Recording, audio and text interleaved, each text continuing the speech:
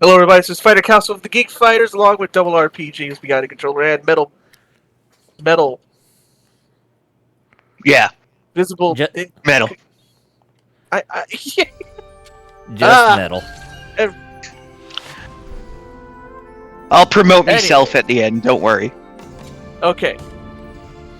Three of us here play Muramasa Deep Blade, and I'm coloring in webcomics in the background while we do so. Just don't, just try not to make a habit of drawing on the wrong layer, okay? I'm trying. I'll try. Yeah. I mean, I will try to try. Oh boy, and you've heard so many times that I do that. So, how you guys doing today? Well, it's warm AF here. I'm like sweating like crazy. Aw, doggone it. You still need that AC unit in your room. I mean, aside from that one that's in the living room, you need to have your own. You know? Yeah. If I can find somewhere to put it, Yeah. plug it in. Because I did find the one port that has it, but then again, I guess I could put a power strip there. Right. But how about you, Metal? I said me. I'm sweating. It's actually all right here. I just had some pizza, and you know what? I'm just sitting here, so I'm not doing terribly much. You're not even playing on your Steam Deck? Not at this particular moment, no. Yeah, and speaking of Steve, I've been playing, I went back and played a lot of the original Dead Rising lately on Steam. Funny Yeah. enough, Because deluxe remake's coming out, so that's cool. But good luck getting 2 off the record to work, because Capcom are a bunch of fucking idiots. That and OG Dead Rising 2 on PC because, yeah, it's quite a unpolished mess on PC for both that and off the record, from what I read about. A bit, yeah. And not to say anything bad about those games, no, it's just they're stuck on the Game for Windows Live service, and they haven't really been updated for... It's even effed up the DLC in that game, and Oh yeah. Hello? You cut off a bit, Metal. Oh, okay, sorry. Say again? Can't help it. Let's just say with 2 off the record, the PC release, because of some screw up with how Capcom did the PC release's DLC, it's buggered. As a result, it's stuck searching for DLC when you start it up, and you cannot actually play the game ever. Unless you go into the code and remove some shit. So yeah. By the way, hello LPH. Hey, So yeah, let's just say deluxe remaster, probably not a bad idea. Now if you can just do 2 and merge it with off the record, that'd be great. which I hope that they actually... I hope that gets a re-release to where they actually rectify those problems and make it an official Steam release and not, stuck on that Game for Windows Live, algorithm. That was, yeah, and I think the issue LPH came... asking what game, Oh, Dead that's Rising. what it was. That's what was Second the Dead issue. Rising? It was it's Dead Rising 2 off the record, which is the version, which is Dead Rising, but with it's Dead Rising 2, but with Frank West instead. Yeah. Okay. It's like the remix version they did between 2 and 3, Uh-huh. where it's 2, but you're Frank from the first game instead Yeah. of this new guy. So instead of the new guy Chuck Green. And like I said, 2 is a good game. I've played 2 on the PC, and like I said, it's actually not bad. But yeah, 2 off the record just does not function, period. So, and it was because they had to remove games from Windows Live requirements from a lot of older games, and in this case, it unfortunately broke it, and they just never fixed it. And you figured that they would have fixed it by now. It's just why stop and leave it as is, you know? Mm-hmm. Just I doesn't know make a any lot sense. of the... I know, if you try to like a lot of the older, like especially around the 2010s, early like 10s essentially. A lot of those PC releases, especially the Resident Evil ones, like 4 or 5, from the time for PC, do not work because they require Games for Windows Live. Yeah, I remember that. It's like baked into the game that they need that to be running. Yeah, I remember that when I was playing RE5 on my PC, was that when I first got it, was still using Game for Windows Live, and it wouldn't be until, I don't know, like a few years later when they finally made it compatible for Steam on its own. Yeah, because because that was about the time they removed all that, I think, from their older games, which mostly worked. Mostly. Yeah, and you too, Uno. Don't know what he's barking at.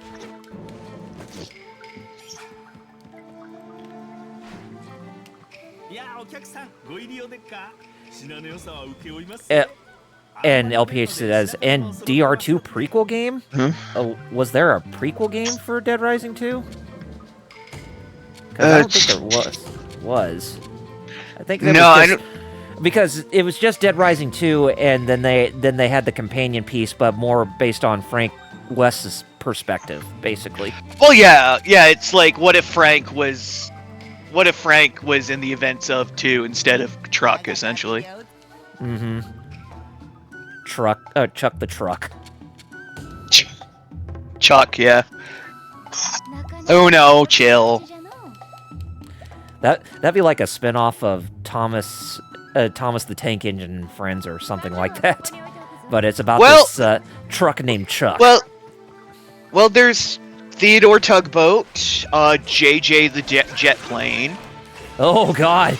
JJ the Jet Plane, its OG release was Nightmare Fuel. And I think that was the one where the Princess Diana actually wrote in episode 4. Oh wow.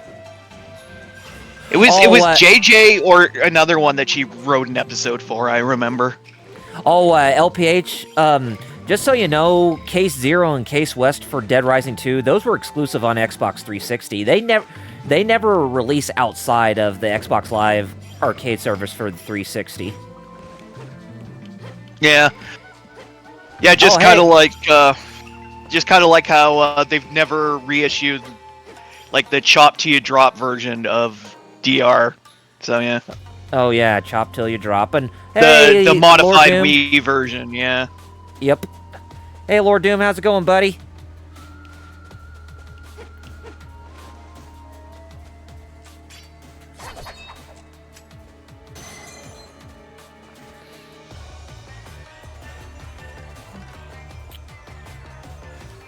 But yeah, those games are mindless fun.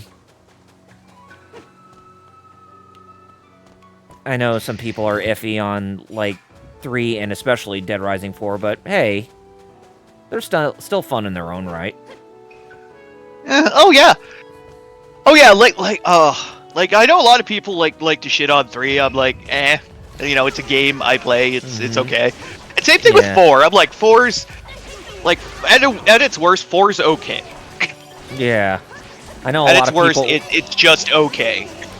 And I know a lot of people's complaints with Dead Rising since 2 was that, like, the zombie deaths that you can pull off, they're not as gruesome as the first game. But you got to remember that when Dead Rising 2, when the original Dead Rising was being made, it still kind of felt like it had that same, like, authenticity to that of like an OG Xbox or PS2 game. It didn't seem like it was a full Xbox 360 game at best. So that's why, you know, with the polygonal models not having that many polygons as what you see in the later games now, why Frank West could actually do those, pull off those zombie kill moves more gruesomely.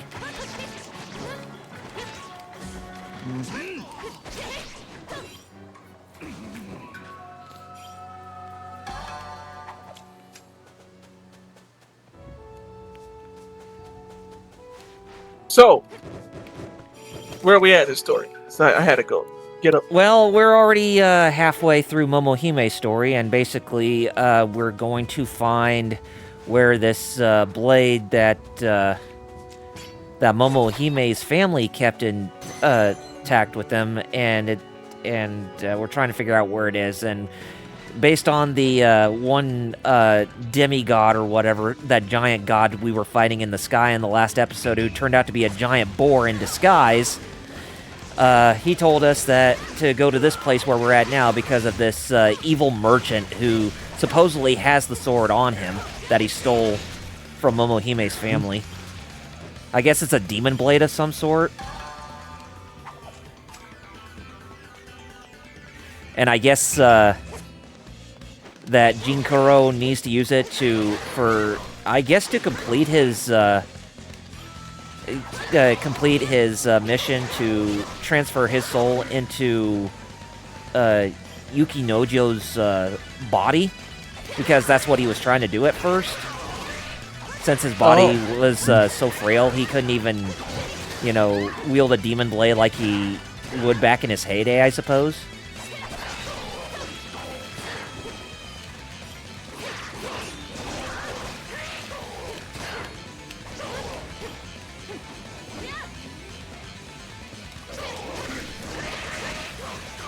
Lord Doom said that he's still doing good and still eating barbecue from the 4th of July. It's great. He's having leftovers. So,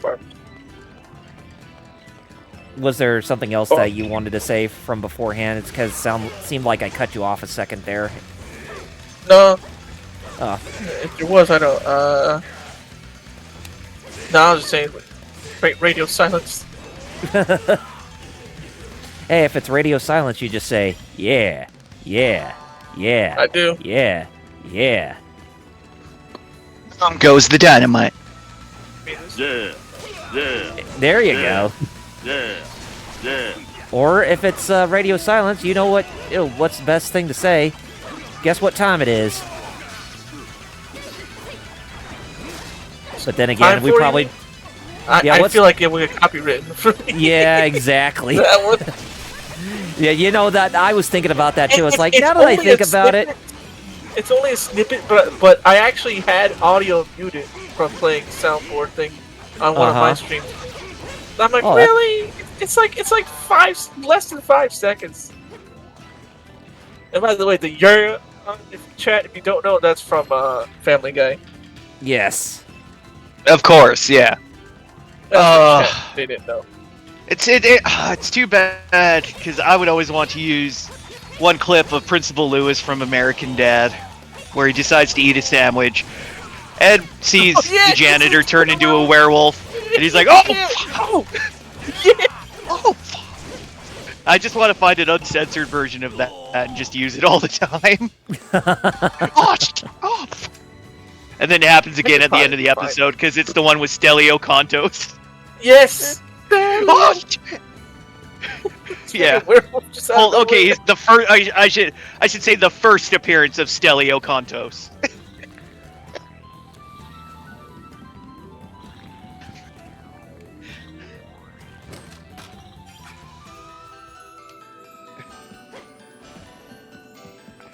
So we're already in the month of July, so the second half of 2024 has just begun.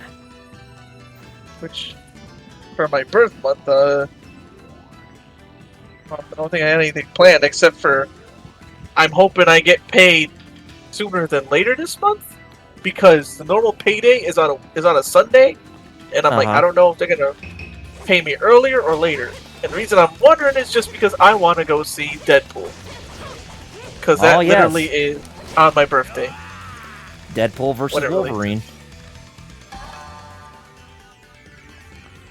Lord Doom says, I like that I typed stiletto or Stelio into Google and it knew, aka the death of the Xbox 360. Dang. It knew. But yeah, it's like that AI Hogan song. It knew too much. Where it's like, come on, this is really AI. Yeah.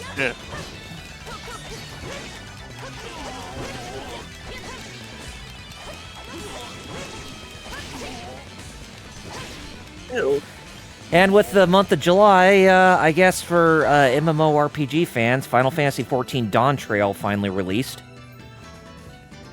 Oh yeah. The 5th or 6th expansion for Final Fantasy XIV, and I guess from what people have been saying, they've been really enjoying it, but from what I've been seeing, I guess because there haven't been really too many outlets that haven't reviewed the game yet, but the game has got generally favorable reviews at this point. It's got like a 76 on Metacritic, when it's usually pretty high. Lord Doom said that Hogan song, he says they made that song themselves. I refuse to believe the machine did it on its own. It was too good. The quality was too high. LPA says, so no AI Geek Fighters theme song? You know what? If I could find out whatever the heck AI they were using, I would totally have it generate one. But I don't know. I try to look up what they were using it to make the Hogan song, where they just said, you know, they just gave it a prompt and it came up with a whole like minute and a half song. Probably one you gotta pay for. Yeah, probably.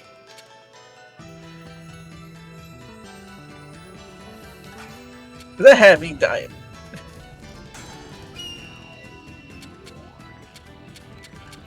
Oh, that's... Oh. side. It's a dark day for Sonic 06 enjoyers. Why?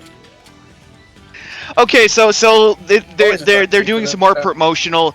No, they're doing some promotional stuff for Sonic Shadow Generations, and they showed off that they're going to be doing like an animation for Shadow Side, that among other things obviously shows off him and Gerald and Maria, and also for fans of the extended Sonic verse, Emerald, which you probably might know from Sonic Battle and such. Oh, so okay. he's there too. But as part of it, they posted a timeline of Shadow the Hedgehog, and people are a little weird because Sonic Boom is on the timeline, but Sonic 06 is not. Yeah. They don't want. People are like, more erasure. God damn it! Give me. Good. I wanna kiss the princess in 8K, Sega. Ew. Yeah, okay, they're not They're not quite like that. There are. Yeah, I know. There are some people like that, but not all. I think LPH, who Metal was referring to, Emerald was a character from Sonic Battle, if I recall correctly. And Sonic X as well, basically. Yeah. Yeah, it was a robot character. Super learning robot. Yada yada. Yeah. Super learning robot. Emerald. Yeah, you know what's funny? Emerald is basically a personality-less Mega Man for like most of that game. So yeah. So that's not even wrong. Yeah, not really. Lord Doom said when I was asking what the AI they were using, they were using the AI of their own brains. That's what they were using. And then Lord Doom said the speedrunning tech makes that game glorious. Talking about. If you look at this scene right now that's playing, you could basically see that this is more or less a reference to Tenchu Stealth Assassins, because there's this character named Echigoya who's an evil merchant. Was that the first level? Yes. Yeah, because I remember that. I remember it. Yeah, I remember having that. Yep. Lord Doom's talking about speedrunning. The shit you're talking about. He says you end up with goofy stuff like skipping Shadow's bit, switching to Silver, and seeing Shadow's dead body floating on the stage. Oh. I said bloody earlier, that's what. Bloody. Well, It's like, it may have been bloody in our minds, but in game, not really. it's only bloody. LPA says, so no Shadow versus Mephiles or Shadow versus Infinite? Mephiles? Yeah. Yeah, you can tell I never played it. Well, hey, it's cool. I mean, that's what you got me in Metal for, right? And Lord Doom mentioned the other goofy Yeah. thing is you can see Silver standing in the hallway waiting for Shadow to run by. The funniest thing about Sonic the Hedgehog 06 is that you can actually sled up hills without there being any that completely defies the laws of physics, basically. I only got to actually see Metal play a bit, but actual gameplay. But Metal, did you try any of that Mario booty scooty stuff that speedrunners do? No, yeah, I actually have in various versions, especially backward long jump. Yeah, that's it. So yeah, I've definitely done that sometimes. But like I said, there's a few places, like obviously the infinite stairs is one where you can just say no and just go right through it and get to the gallery of the castle easily. If you could pull that off, that is just, doing that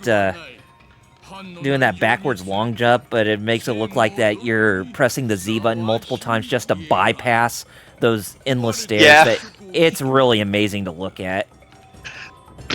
Oh yeah, because you're like, the next thing you know, you're like flung backwards into the gallery, and you're like, ah, shit. Mm-hmm. So, who needs 70 stars? My ass. So people say it might be considered sequence breaking, but I see it more like bypassing a glitch or using a glitch to bypass. So basically breaking boundaries. I was gonna say, yeah, I think unless it's one of those like 100% runs, or for some other reason you don't use it, because like the version you're using doesn't use it, like the Shindo version patched it out, I believe, and such. Mm-hmm. And some later ones on the Virtual Console did as well. But that's a thing. But yeah, I kind of agree that it's a neat little workaround that people can do. And not to mention a bunch of others, like getting into the castle walls, and of course the biggest one is being able to get up on top of the roof with no stars and meet Yoshi and shit. So yeah.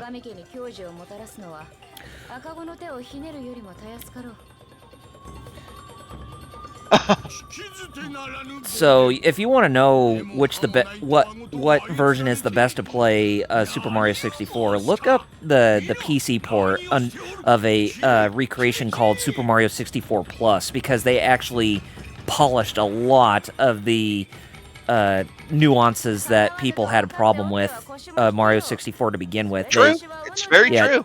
Yeah, they polished that. That's like the best version of Super Mario 64 you can play. Period. Because you got like a free movable camera with the right analog stick. The controls feel a lot more tight, and the physics are really tight. It's like playing an actual game. Forget to push A. But LPH said, "Can we get a Shadow Ages of GUN show?" Well, funny you mentioned that, LPH, because I did read somewhere that if Sonic the Hedgehog 3, the movie, does well, then they might do a Shadow the Hedgehog spin-off show, kind of like what they did for Knuckles, because of how well received that the Knuckles spin-off show was, despite it not solely being centered on Knuckles for some reason. Look who we're fighting, Goku Monkey.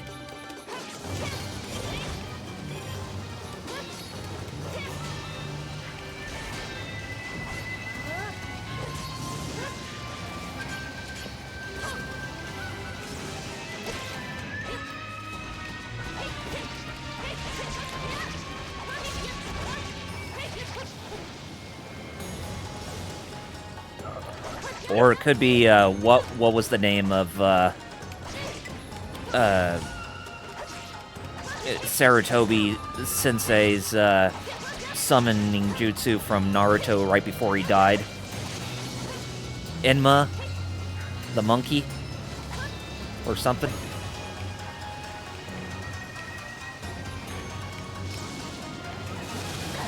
Whew. I guess. What are you fighting here? Muramasa the Demon Blade. LPH asks, it's the Son Goku game coming out this year or next year? Black Myth Wukong? I think it's next year. No, it's this year. It's coming out, I think... Oh, is it? Yeah, it's this September or October. I couldn't remember, yeah. Well, that's going to be interesting, especially all the controversy around it. Oh, you mean the Sweet Baby Inc. controversy? The whole Sweet Baby thing, but no, it's not that they're working for them. It's because they didn't tell them directly. They told the company like them to basically F off because they weren't going to pay them $7 million to hook them up with DEI bucks and get them favorable stuff. So the journos had to go ahead and try to smear them. So yeah, it's all great shit. Seriously, that's Rest gaming journals just literally don't care about gaming, do they? no. They're just a bunch of activists. Is basically what they're doing. Yes. They hate gamers and they're trying to get rid of us. Yeah, they're a little thing called prestige-seeking cathedralites. So yeah, it's not surprising. Mm-hmm.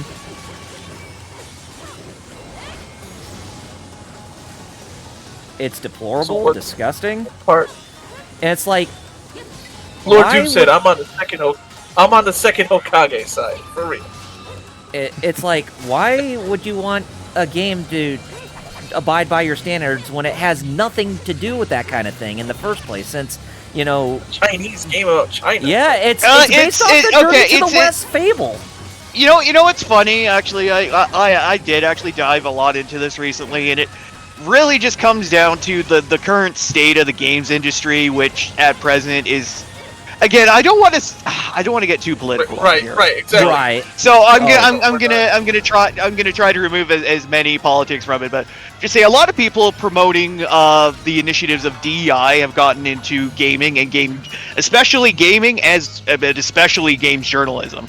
Mostly as a stepping stone, not because they like games, but mostly because they really want to be like political commentators or be taken seriously and shit. And this is just a job for them. So they're trying to inject their personal agendas and shit in there, and then it kind of helps with the government helps fund these initiatives, and then these companies like Sweet Baby Inc. come along and said, hey, we'll help you hook you up with these government money as long as you give us $7 million and make sure that you make all your women look ugly so you don't piss off the trans women. Because game companies are trying to please everybody, and as a result they're pissing off most of their core audience. So yeah. It's deplorable and disgusting when you think about all that they're doing. Because this is all coming from we need to sell games to everybody, so everybody needs to be represented in there. So we can't risk offending anybody, but that ultimately winds up offending more people than the whole idea of forced diversity is the laughable, but that's just a thing. But essentially, that's what I'm saying. We've gone beyond tokenism into the world of forced diversity, and if you don't play ball, they're gonna slander your ass and make sure you never work in this town again. It's sad, deplorable, disgusting. It's just like it's basically they're just trying to get everybody to bend to their own will and just try to ruin creativity in all sense of the word. That is why they're called cathedralites, because they seek the approval and the advancement within the cathedral. In this case, it's like again, don't want to get too political, but I'll just say like very left, ideals and stuff. Again, I'm not going to go further than that, but yeah. Yeah, exactly. And they see lack of diversity and inclusion as a bad thing that is like intentionally malicious when it's just not. But okay.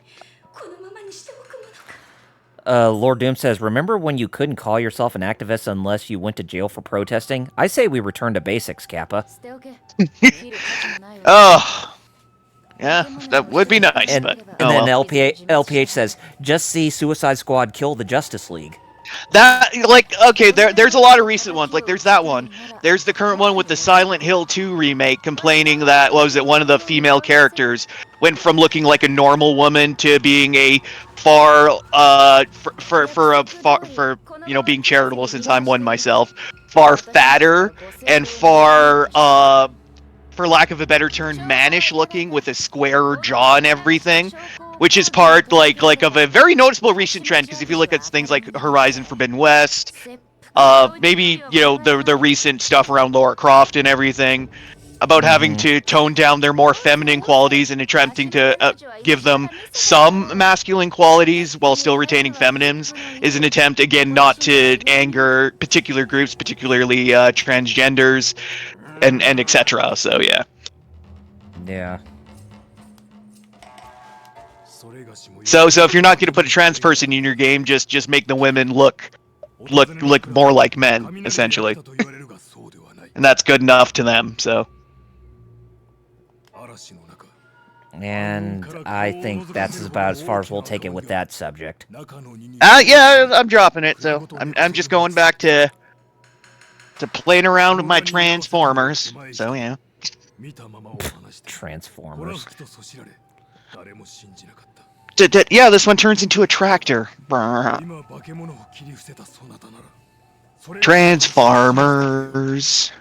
Robot shovel poo. Damn, I'd hate to have his job. I know. Oh, I'm sure there's one somewhere who has that kind of a job, because I know Transformers lore is deep and bottomless, with its random ass characters with stupid names that have the dumbest jobs or just no reason for existing. There was a video about that. There's a video. Well, yeah, I think, what's his name? Solid JJ made a video about that. Yeah. Oh yeah, what was it? Yeah, one had the name of like Chicken Effer or something, and he's like, "Whoa, man, whoa! I can't help with the name I was given, man." All right.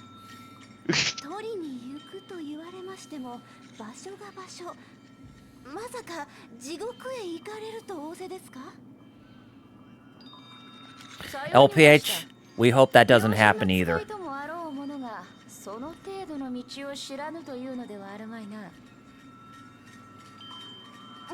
So yeah, our next objective in this game is, we're gonna take a trip to hell, literally. Ooh, nice. Always wanted to go. Because they're telling us that the blade we need to retrieve is actually being held by this Oni by the name of Inma. You mean the Judge of Hell? Yeah. You mean Kuze's tattoo in Yakuza? Exactly. You mean that guy who loves mahogany in Dragon Ball? Lord Tuesday wonders if he can find a shovel in Elden Ring. Nope, no shovels, no mean weapons aside from the flower bouquet. Aw. You can't be Triple H. Or that I was was the old more. joke about him. Oh yeah. but I thought with Triple H it was more or less a sledgehammer. No, the old joke was him burying people. Although Yeah. him now he's pretty sissy. He promotes a lot of people, so you can't really say that now. Right. But back during what was it called? The Reign of Terror, I think they called it. When basically he was like a period where him and his faction were just completely dominated and just could never lose, essentially. Because he was always protected or carried or whatever to retain the title. Oh, Lord Doom, speaking of Elden Ring, have you beaten Shadow of the Erd Tree yet? Since that came out recently? And don't worry, folks, if you have kids, you're disabled, so it should have a pause button. Oh, man. I remember reading about this woman who was complaining about the difficulty in Elden Ring and saying how it needs to be easier because she has children, and she got slammed real hard because of it. It's like, it's just a suggestion, Jesus. What's up with the toxicity? But, well, I won't get any... Me getting stuck in Honkai Star Rail. Just learn how to play JRPGs better, I was told. Like, what? Damn. Must be new to JRPGs, me seeing all the games I beat. Uh-huh. I'm like, they're not I'm not like you, but at the same time, I wouldn't say that I'm completely a noob to them either. Right. No, but that's what they were saying. Like, you don't know anything about JRPGs. You never played them. You started playing them. Me. Which is horseshit. I mean, you beat Tales of Arise and Star Ocean: The Divine Force before I did. And I beat Star Wars Divine Force on hard without even realizing I put it on hard. Yeah, exactly. Wondering why I'm getting I'm the JRPG guy, so think about that for a sec. That's why I was just like ticked off when they were like learn to play. I'm like I'm like I said, I'm not double R, but I'm also not a noob either. Right. Just an entry-level guy when it comes to JRPGs. More or less. But they were like saying, well, your team comps in Honkai. I'm like, yeah, also remember that a lot of the team comps you're saying I need are gacha locked. Exactly. So... Of course they are. Well, yeah, this is assuming that everybody has the money to, keep dropping cash until they pull enough to like optimize their fucking build or their character or whatever. Oh yeah, we're just going to assume you've got the 2,000 or so to pull enough to get this character to like max level or some shit. Exactly.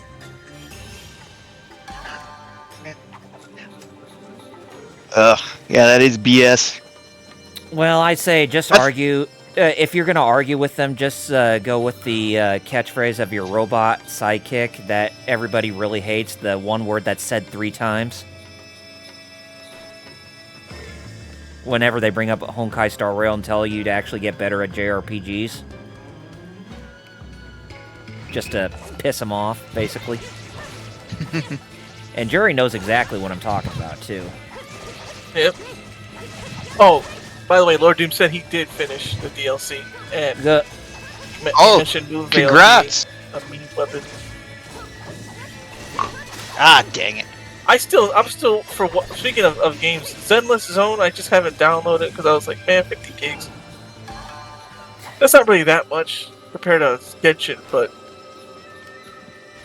still, that's quite a lot of gigs. That's because PS5s, PS5 doesn't. I don't have a M2 drive yet. Mm-hmm. I am really hoping that I get to work this month, because if I do, I can afford one of those M2 drives next month. And that'll be like a late birthday present to myself. Oh yeah, I remember that. And speaking of which, Prime Day on Amazon is coming up on the 16th and 17th. So maybe if you got paid early, I get paid. Yeah, then exactly. Then you might be able to get a good deal out of that. Because I'm keeping my Prime this month. Because I had a trial. And I was gonna can it, but then I'm like, wait a minute, I get paid right when it's basically renews, so I can just. Mm-hmm. Actually, I should just go to the bank on it. Did I ever mention that the Tengu enemies here, they're my least favorite enemy in this game because of them flying around all over the place? Oh, now you do. I can see why already, just from what they're doing right now. Mm-hmm. Oh yeah, it's annoying as all hell. Lord Doom said the Souls community is such that any ask of, quote, make that game easier gets that reaction. Yep, that and people asking for an easy mode haven't thought about the other problems that would create. Mm-hmm. Hey, Star Child. Yeah, we saw. Hello. And he said he's been working on this Wii U. I saw your post. I was gonna react. I was gonna mention that, like, where did he put it? Retro gaming, right? Yep. Yeah. The Wii U, aka the Switch 2 prototype. Quite underrated. Oh, that was a. That was a funny like fake thing fake photo floating around. Somebody with a picture of like Miyamoto playing with like a plugged-in Wii U gamepad, claiming that it was the Switch 2 prototype, and far too many people fell for it without looking very close at what was in his hands and seeing it was obviously a Wii U gamepad. Mm-hmm. Golly. Jeez. Dark Child said he's just been working on the Wii U because he did mention in his post of getting it that like he had to like factory reset it to get access because whoever had it before never took their account off, Huh. and it was a family, and it was like a kid's account too or something like that. Oh no, it had parental codes. Yeah. That's so he weird had to because like, you figured that they would have did like a like a hard reset whoever like yeah. or format the entire system in order to clean the GameStop slate. does that. But I Yeah. guess where he got it. Some places are like that. I bought a PS3 once that was like that. Had somebody's account and their wallet and everything in there. And I was like, bruh, it's a good thing I'm not a school who would take advantage of this. I was just I just like deleted it like and just reformatted the console because I was like, whoa, this has somebody's information here. Mm-hmm. They forgot to. I'm hoping that they just forgot to delete it and that I didn't. And that whoever, like the GameStop I got it from, wasn't like somebody selling it who was a like thief or something. Like how Kisuke and Momohime just get these little just, hey, how you doing? Who are you? I'm the other protagonist. And but in Momohime's case, she was like, "What are you doing in this hot spring? How rude!" And Kisuke's like, "Hey, I was here first."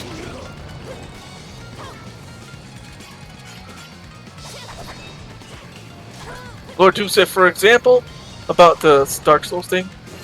He says, I can see why people say. He can see people say, quote, why don't people that play New Game Plus respect me the same? Because you played easy mode, gaming, and just life in general have been like this. I remember somebody on Twitter telling me to get good and stuff when I said I played easy. And they were like, and I'm like, I ain't got the time to get good. I hate it when they use that argument. It is so cowardly when they say get good. Oh, I'm hey, not gonna welcome, lie. welcome. Hold on. Welcome. Oh, hey. Literally stranger. Hello, stranger.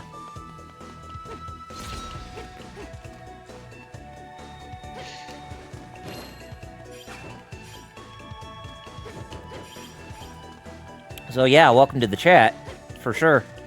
I noticed, since it's, I guess, July 4th weekend, a lot of people are doing stuff now that they were going to do. Because July 4th was actually on a regular weekday. Right.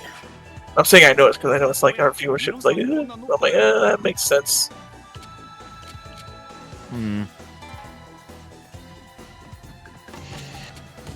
Let's cook. Let's cook a Zosui. See if we can get up some spirit. Yeah. There we go. Let's see if we can actually forge some blades. Well, maybe one at least, because we do need to equip ourselves with some stronger arsenal. Can't be weak like a twig forever.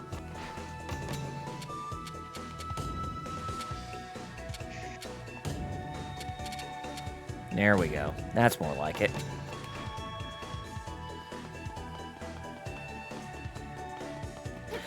Wait a minute, they're still setting off fireworks? I thought it was...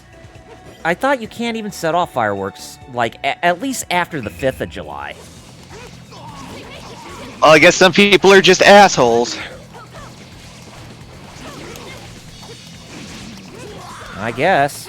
I mean, last night they had to do the fireworks display in my town because it rained and stormed on the night of July 4th where I'm at. Yeah. Well, yeah, then I could understand it if the weather was too shitty and they still want to do it, but... Yeah, I'm guessing somebody still had some and just decided to set them off. Or something. Just for the hell of it, I don't know. I guess so.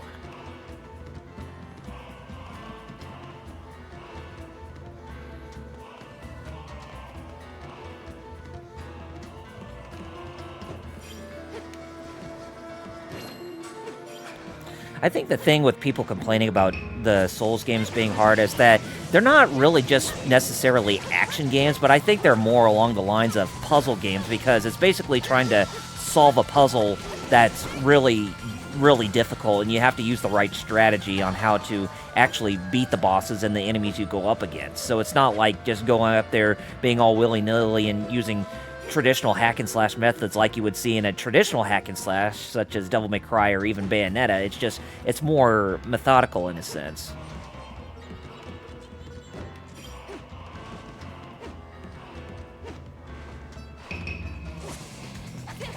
But I think that's as far as I'll talk about the Souls games and their level of difficulty for the rest of the stream.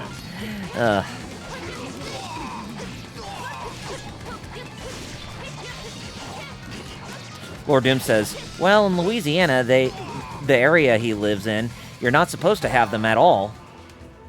Oh, Yeah, it varies wildly. Mm-hmm. Like, local laws in my are state, very you're not supposed different. to have them either, but they still pop them off here, people. Because I'm guessing if you live in Louisiana, someone goes to another state and gets them, Lord Doom. 'Cause I know a lot of people say that happens. Like, if one state bans them, there's a neighbor state people go to. Like for me, it's New Hampshire. People just go up to New Hampshire. Well, for me, in my state, it's illegal to buy bottle rockets. You have to go into another state to buy them.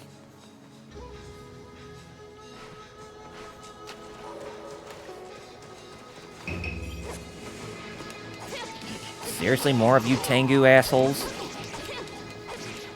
Not the Tengu. Remember, the Power Rangers hated fighting them too. Oh, I thought Metal would get that one. Oh. Well, at least there are no Putty Patrol in this universe.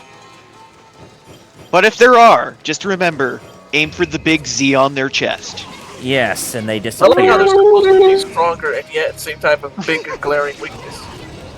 Regular ones. Yeah.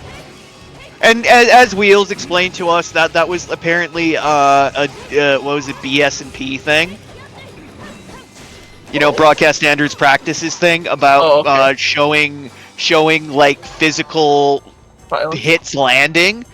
So it was kind of figured that, you know, them aiming for like a big padded thing on their chest would be better than just straight up like punching them in the gut and stuff.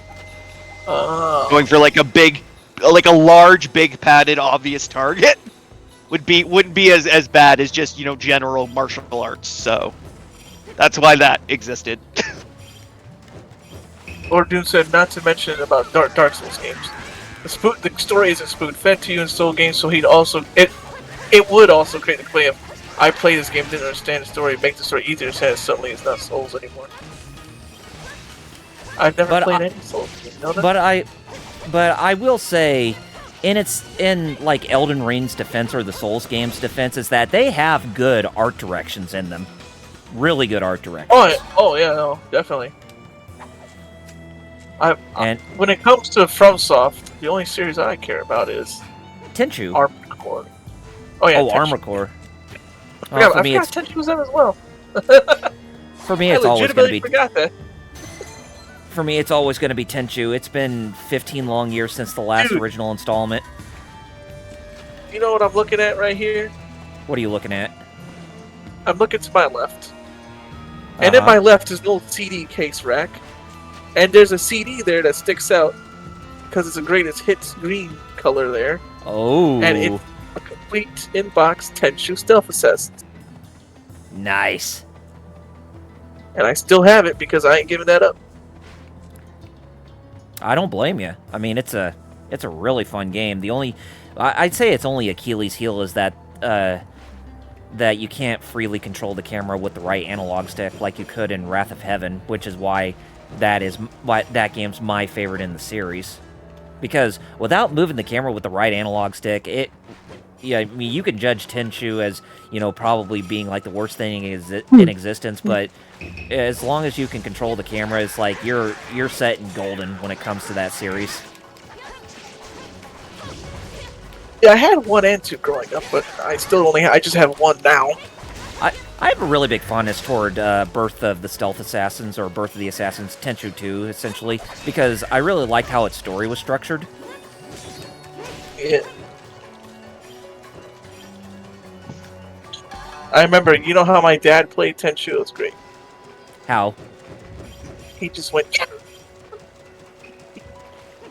All the ninja stealth stuff, he threw that out. He just killed everybody. Oh It man. was like, you're a terrible ninja. Yeah. It's like, yeah, well, I got the job done. Well, I guess that's one way of putting it. Oh, hey, Muteki. Oh, hey, Muteki. Yo.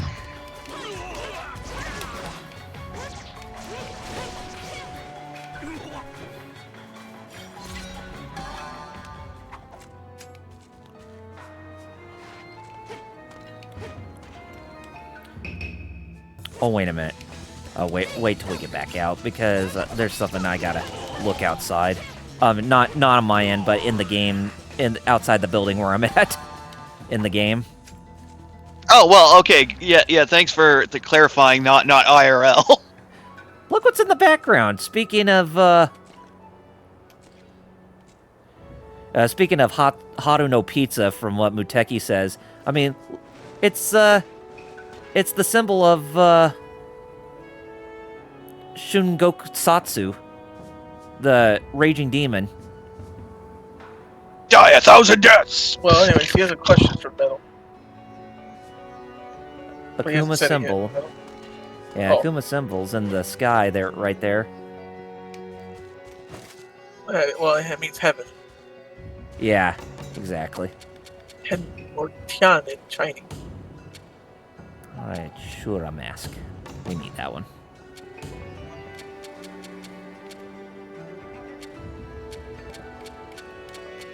Oh, that's a good question, actually, Metal, that Muteki asked you. Mm-hmm. He said, since you ordered Tidal Wave, are you going to modify the springs and the knees? I'm not sure yet. I'm gonna wait till I get them. Like I've been saying, I've been kind of playing with the idea of, like I said, since I reverted a lot of my channels back to my old name, which was Visible Ninja, I might be toying with the idea of doing toy reviews again. This case, it would just be like Transformers and other stuff I pick up, just kind of no set schedule or anything. Just for the shits and giggles. So, I might, it depends how difficult it is, essentially. If it's a simple fix, like some have been just like knocking out a pin and tightening something, filing something, swapping parts or something, I can do that. If it's anything like more involved, then yeah, I can't. I have my limit, but we'll see. Oh, Starchild says he's been playing FF14 and started the Final Fantasy VI Pixel remaster a couple days ago. Oh, cool! Starchild, how is Dawn Trail based on what you played? Because I'm very curious. Okay, now, even though we're supposed to go into hell for our next level in this game, let's take a look at the map real quick. It may seem like we're at a dead end with how we're traveling, but if you look right here, there's a well right here. So yeah, in order to get to hell, we have to go down the well. Right. The hell well. Yes. And, yep, we're in the 8 Views of Hell, Tokatsu, as the name of this level is called. And we will be fighting a lot of Oni inside this place. And yeah, you can see it definitely You're does... telling me there are Onis in my Onimusha? Well... Who would have thought? Well, different universe, because the Oni are in the Onimusha series are more revered as, like, a holy race, basically. Mm.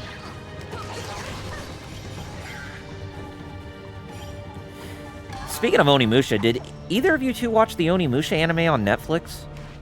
No, I have I forgot not. about that. I have not seen it. I forgot about... Yeah, I remember when it came out. I think that was the one where Musashi Miyamoto was the protagonist in that. I think. Not Shigeru. So what- Miyamoto. So it wasn't Samanosuke or Jubei Yagyu or... You heard what I said? Hello? What'd you say? I said, not Shigeru Miyamoto, Musashi. Yeah, Musashi. You heard? Shigeru. I'm thinking. Yeah, there you go. He, you know, I like it how we thought that Shigeru Miyamoto was related to Musashi Miyamoto, but we didn't realize that Musashi Miyamoto never even gave birth to any children in his lifetime. Well, I mean,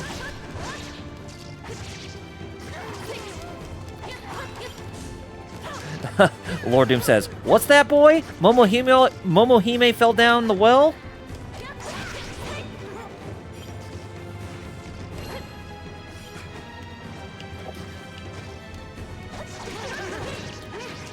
Starshaw answered, you said the Spanish is good. It's different. It has a different art direction for the location. Mm-hmm. But, so it's something new altogether. Well, that's Muteki's good. actually remember seeing it last month, the anime. Yeah, because I've always been curious about that anime to see if it was actually good or not. And I mean, I'm a big fan of the Onimusha series, hands down. But just that anime, I was always very curious about. So yeah, I'm fighting one of the Oni right now, and when you fight the Oni in this game, they have got a lot of hit points to spare.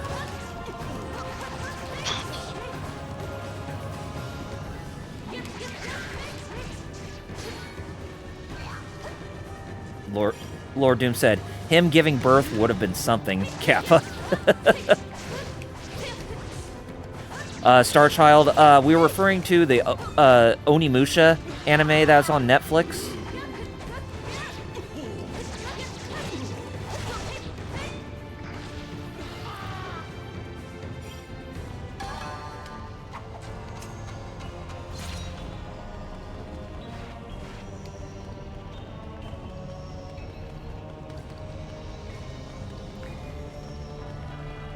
Well, I don't know, Muteki. Maybe anime adaptations of anime adaptations of video games have actually worked in some way. I mean, maybe not effectively, but they have worked in a sense. Yeah, it worked so well that the Horizon series was canceled at Netflix. Yep. Wasn't it because of one of the production crew members has a really bad work ethic, or like his whole like how he works on stuff was like really bad for some people, and they considered his work ethic to be really toxic and whatnot? I don't know. I just know it's not. I just know that they canned it. So Yeah, sadly. Well, maybe not sadly, because I'm not. I personally didn't care that much about. Yeah, first I mentioned the Cyberpunk and Castlevania anime inspiration. So, Yeah, exactly. I was gonna say people like the Gungrave one, and I like the Gungrave one. And the Devil May Cry one people liked, even though it wasn't. Well, it's like, what was it, prequel or something? Oh, it was the interquel between 1 and 2. Ah. Yeah. Well, a lot happened between 1 and 2, apparently. There wasn't 2, like, I after know. a bunch of the others. I still find it very interesting how they consider. How they consider now that Devil May Cry 2 takes place after the first game, where it was 4 that came after 1, and then 2 came after 4, but they completely retconned that for some weird reason. Starshell said, so, he said, the Gungrave anime is really good, so is the DMC one. Oh yeah, the one that's done by Madhouse. Yeah, yeah, I got it on Blu-ray. The entirety of the animated series. Lord Doom said it was Dante's Depression Quest. But yeah, I remember, yeah, I liked the Gungrave one a lot. I only saw like a few episodes of Devil May Cry one. They still have I know Ruben the Langdon girl voices. from that anime came to P5, right? The what? The girl from the anime, she shows up in DMC5, and people are like, oh snap, that's the girl from the anime.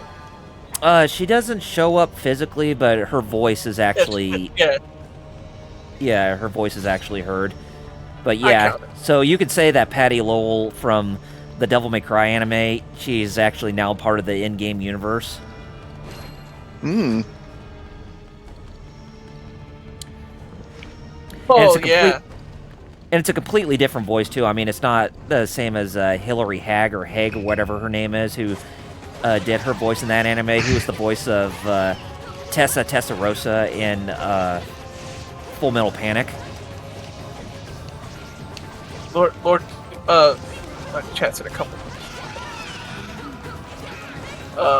Starchild said a lot of people don't realize that the Gungrave game came first. I remember having to deal with someone who didn't want to accept that. Yeah, no, yeah, it's a game based, it's an anime based off the game, not the other way around. Yeah. Yeah. Lord Doom said, yeah, she calls Dante, and Morrison is black for some reason now. He said. Yeah, I don't know why that Capcom decided to go with that. For why they did a character change for Morrison and basically. I mean, why does Nero look like Cody Rhodes? Very true.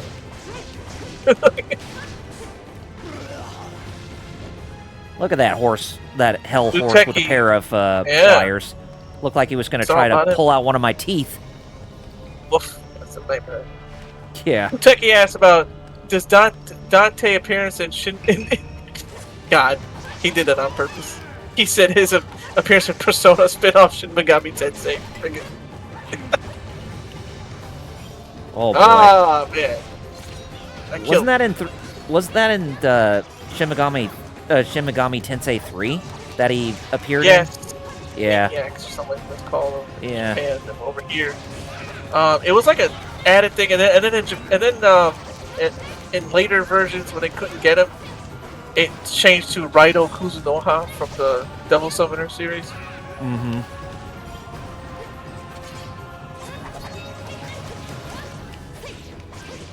So, what do you think of the art direction for Hell and Muramasa from what you see? Yeah, that's pretty much. Yeah, no, I wouldn't want to be there. Yeah, exactly.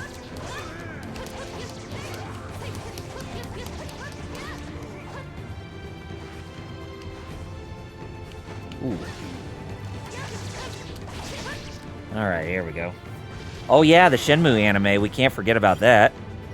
I really liked it. I just wish it kept going. Oh yeah. But no, like, Shenmue's cursed apparently. Like, God. At this point, I don't care what people say about bloody bloody blah 3, bloody bloody blah gameplay. I want to see the story end. I don't care if it's in a game or in an anime or in a comic book. I want to see the story. I'd rather it be a game, but you know. Right, anime, you just want to see proper closure for that series. I need to see the story end. So I am drawing breaths of life and making sure that I keep living just to see the story end. Suzuki, before you die, because you're getting older and I'm scared right now. Oh yeah. Suzuki, you better stay alive, please. And that's a request, Suzuki.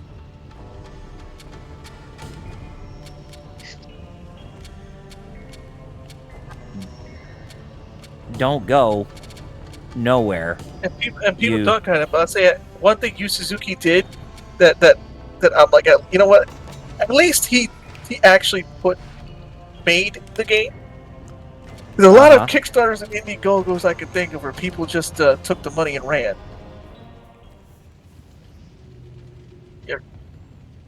I know you've heard stories like that, right? Mm-hmm. Oh yeah. Well, yeah, he's one of the people who fulfilled on his promise to make a game. That's for sure. Using Kickstarter. Yeah. Muteki, what about Mighty Number 9?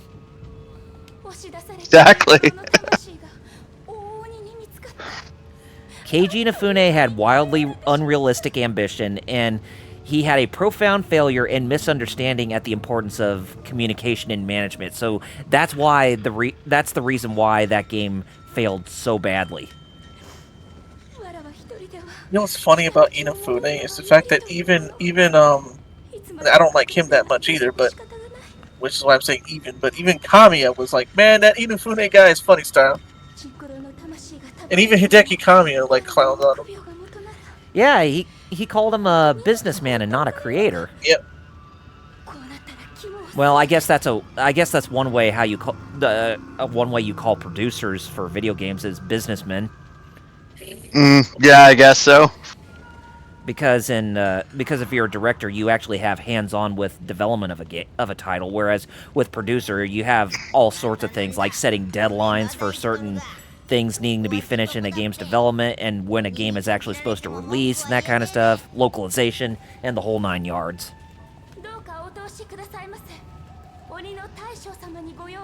Well,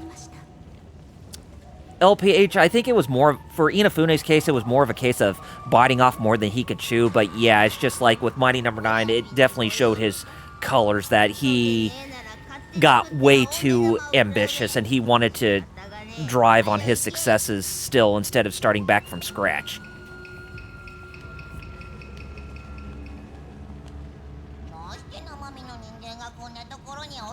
I mean, if he stuck to making Mighty No. 9 as a proper game first, then it probably would have done better, but with him doing... Well, right, didn't he have... Yeah, go ahead, because you're going to say what I'm saying.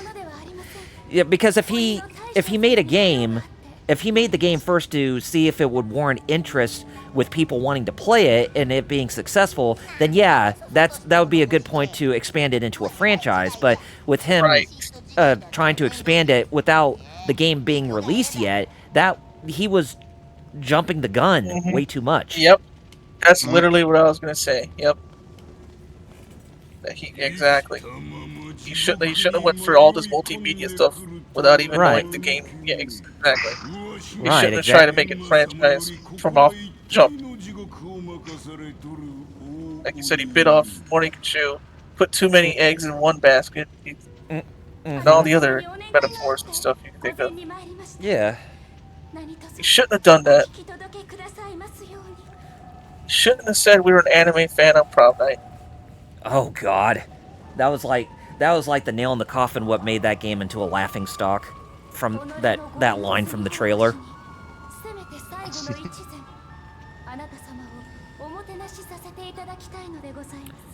And here we have real Momohime talking to Enma, saying that she wants to atone for her past crimes, basically. So yeah, this is following that whole thing in Japanese mythology really well when it comes to Enma the Oni.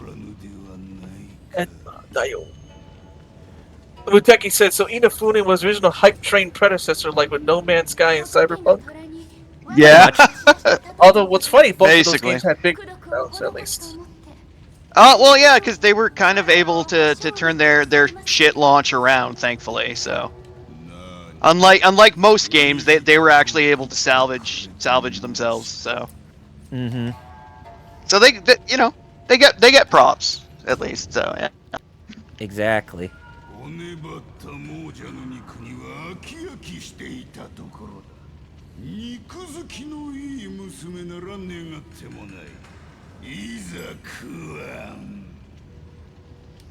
But I will say, in Mighty No. 9's defense, because of that game coming out, we wouldn't have had Mega Man 11 in the first place, and Mega Man 11 is awesome.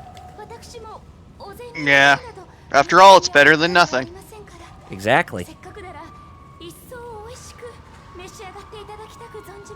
Funny, I didn't realize that Ben Judd, who was Inafune's agent and partner in crime for a lot of his tenure at Capcom and after Capcom, came out as for having predatory practices with his business he did and trying to, get like indie games out from Japan and to the masses, and now you don't hear from him anymore.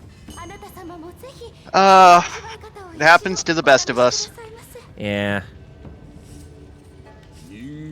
Even Muteki says, "Oh yeah, 11 is great." That was the first time That was the first time Ben Diskin actually voices Mega Man.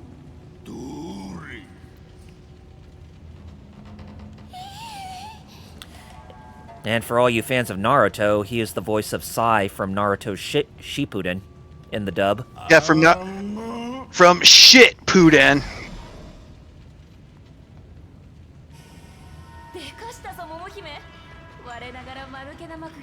I don't know, man. I'm still pissed Kishimoto didn't go with my idea, where Naruto died at the end, because it would have been totally Pogger's weird champ.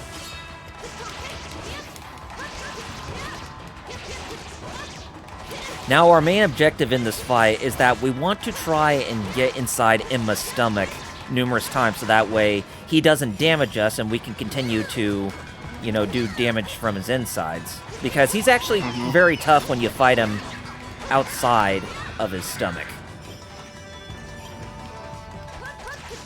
I mean, he's still beatable, but he does take a lot of hits, regardless. Like, he's got really high defenses, for sure, as you can just plainly see.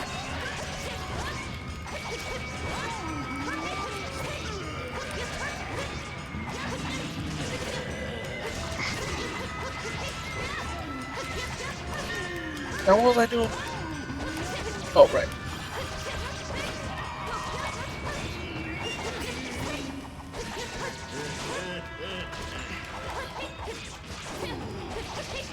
Vascularity.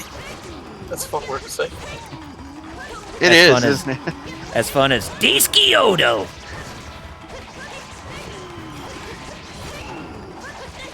I'm like, should I push the button or should I? Or do we get? Or do you think that'll get us? Well, it should. Well, it shouldn't get us copywritten. That quote from Waterboy. I did get it already. So yeah, hold on, yeah. So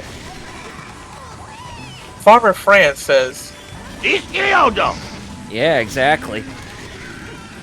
Just damn nuts. Lord Doom said, I wish Madara won. There, I said it. That's...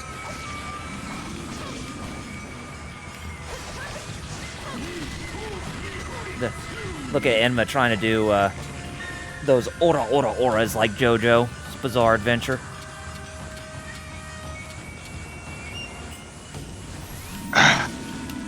Hey, bastard. This is the thing about the boss fight I was worried about, him doing this attack so much. He just grabs you and tries to smash you into the ground numerous times.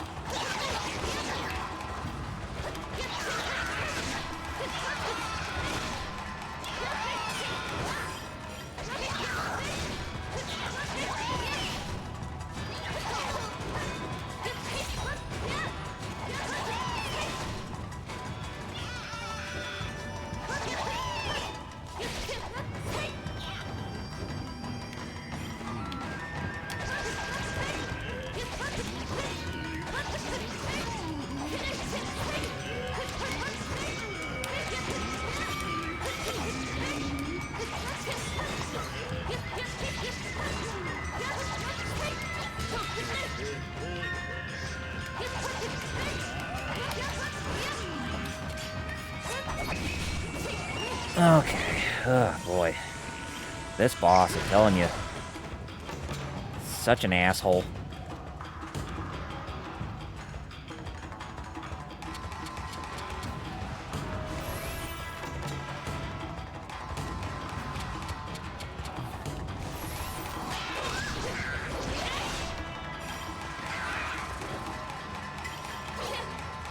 Can actually take a bit of time too to try and defeat. But, oh, damn it, I wasted too much time. That's my fault.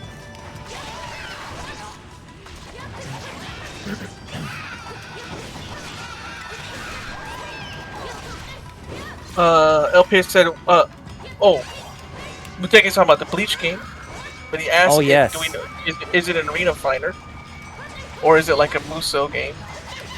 I would say it's unclear. Unclear, but seeing it's coming from Tamsoft, it's probably going to be more or less a Muso game. PH says, that could be cool. What was the last Bleach game? Was it on phone or PSP, or what? It was. I'm not sure, actually. It was that. What was it? Dark Souls or Brave Souls game? The gacha game. Oh yeah. Well, that's still playable. Gotcha. But Yeah. I was gonna say, wasn't there like the last? What was the last console like? Resurrection, I think. Oh, okay. The PS3 game. Yeah, Starshot said yes. Soul Resurrection for PS3. Resurrection, because Google likes the Spanish. Teki said that's a pricey game though, Oh yeah. and he's actually he said he's surprised in doing a Bleach game and it looks good. The one now. Oh yeah. Teki, did you put the or Kyle or anybody put the? Yeah, I put the trailer in Modern Gaming. Oh, okay, you did. Okay, oh Yeah. yeah, you did. Yeah, I didn't even. I for some reason never saw it. I'm watching it now. Get out of here. Oh, it's in 4K. Nice. Yeah. I like when trailers are in 4K. When I'm on my back, that is.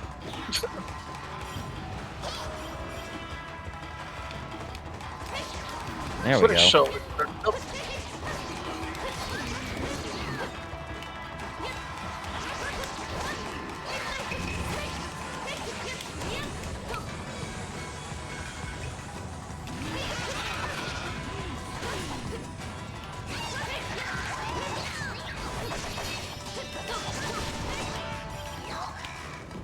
Come on, die already, piece of crap.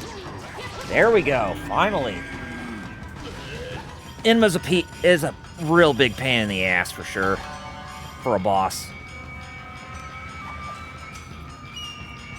Oh yeah, and Starchild says he has the Bleach fighting game on Wii. We were talking about Shattered Blade last night.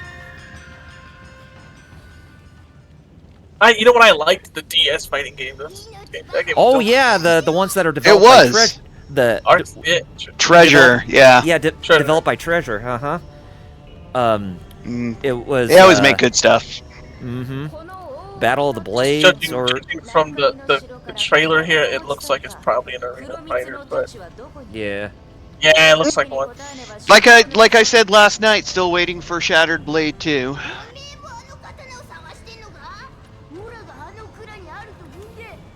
Yoruichi!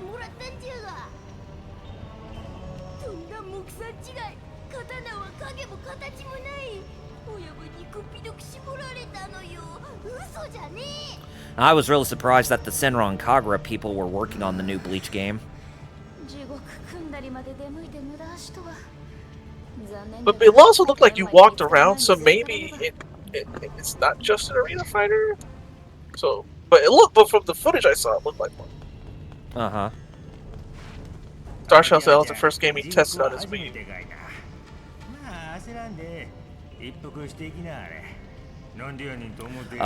Muteki, that's hard to say because the reason why we haven't even seen the 7th Senran Kagura game is because of the policies on PlayStation. For PlayStation Studios, basically, since they're in the West.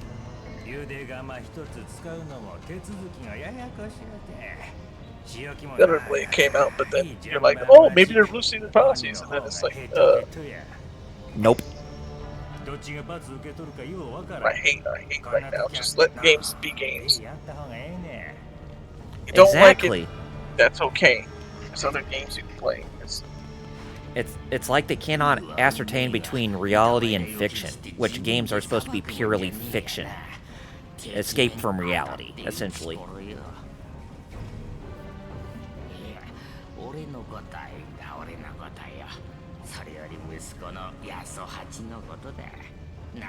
Starchild says that the Bleach Blade Battlers 1 and 2 games on the PS2 are kind of like Power Stone.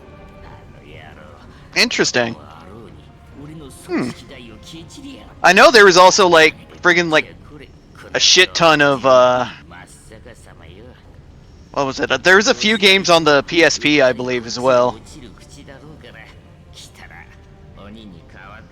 The one fighting game I know and I played a whole lot of that's kind of like Power Stone is Ehrgeist, God Bless the Ring on the PS1. Ehrgeist. Oh yeah. I would love to see that because I need to be able to say he was big and red and swinging it again.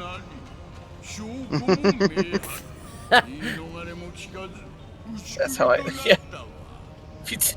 Uh, おお、なる神の悪代官か。腰の重いお上にしては手際の良い処罰。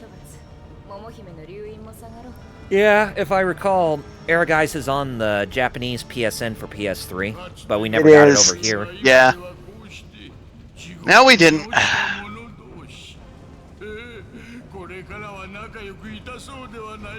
I guess you could say that game is a guilty pleasure of mine too. こっちは冷やかし You're a guy, so all of it. お主の消息 Yeah. が良い手 God Hand Mishima. もう会うこともあるまいて。鬼ども This was made by Bamco, technically. Um, no, it was developed by Dream Factory. Yeah, but was it published by? No, it was published by Squaresoft because of the Final Fantasy characters in it. Hmm. Yeah, they had Cloud, Tifa, Sephiroth, Zack, Vincent, and Yuffie That's as the reason playable why I characters said- in that game. Big red. But like, wasn't there? It's like, wasn't there a reason like people would say like God Hand Mishima they think was related to Kazuya for some reason? I Not that guess he you could actually say is. Like, I guess you could some say people- the hair might be a giveaway or something, or his Or is facial it just features because? might be Or is it just as superficial just because of last name? probably that, if I had to be honest. 黒光の太刀はどこに行ったか皆目行方知れず。で、これからどうしたものか。 Lord Doom says Oh, he was he appeared based on Kazuya Mishima. Okay. Oh, okay. 素直に諦めるようなら Lord Doom says he was big and red and swinging it kind of applies to Hellboy too. He's got hands. I've seen them. It's not wrong. 天界の神気を浴びて喝殺自在の神追力を手にすれば黒蜜などいるまい。 It even says he does Mishima karate, inspired by Fight Mishima from Tekken. Dang. So then why does he have such a Tekken thing if he's actually Squaresoft and Dream Factory? Oh, I tell you what, Most of moves from Tekken and Tobu. doing their ultimate guess- move, their ultimate moves are really ridiculously hard to pull off. I mean, this is like S&K levels of, button prompts that you try to commence with them, essentially. It's basically trying to do like a 360 motion on either the analog stick or the D-pad, but you have to do it really fast in a quick instant in order to get the Explains move to a pull lot. off. It's because Dream Factory were ex-Tekken people, including the creator Seiji. Mm-hmm. That's why there's a Tekken, and based off Tekken influence. of Kazuya. And all. Yeah, that's why there's such a Tekken influence. Yeah. It makes sense. They also did the Bouncer. Yes, they did. And nobody talks about Kakuto Choji. They also did Crimson Tears on PS2. The beat 'em up. Yes. Crimson Tears. 2004. And they even did the Naruto Appleseed. fight. They even did the Naruto fighting games on the DS, if I recall correctly. Yep. Naruto Ninja Destiny 1, 2, Yeah. 2 European, and Naruto. Naruto, I don't know the kanji 3.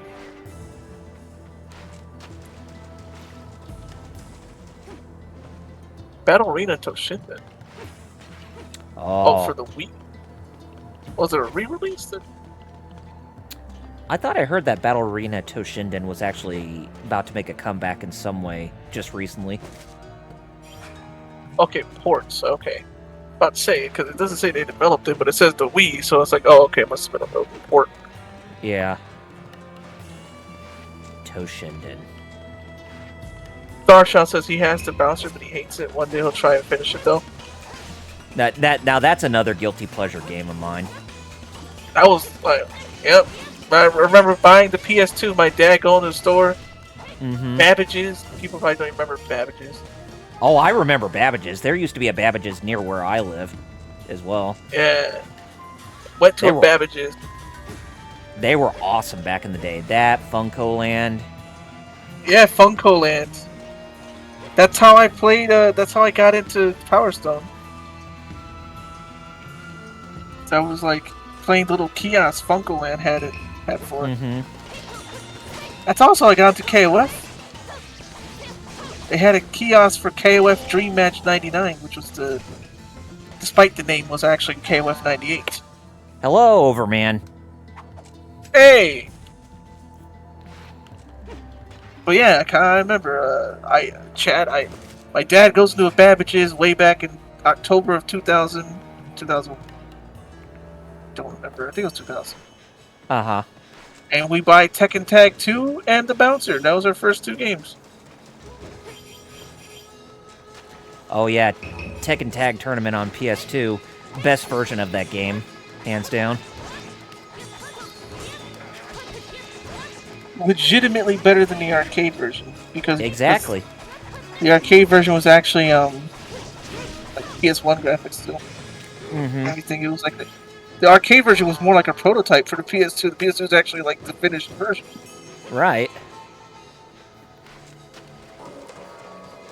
And not to mention, it had the elements of a fighting game where you it had the elements of a fighting game where the more you actually went through like played through certain characters, you actually unlocked other ones. That's the reason why I liked fighting games back in the day, was because you actually got earned those rewards if you actually played them.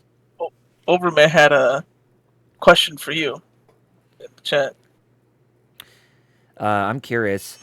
I never watched the stream due to work, but what version of this game is this? It's on the Wii.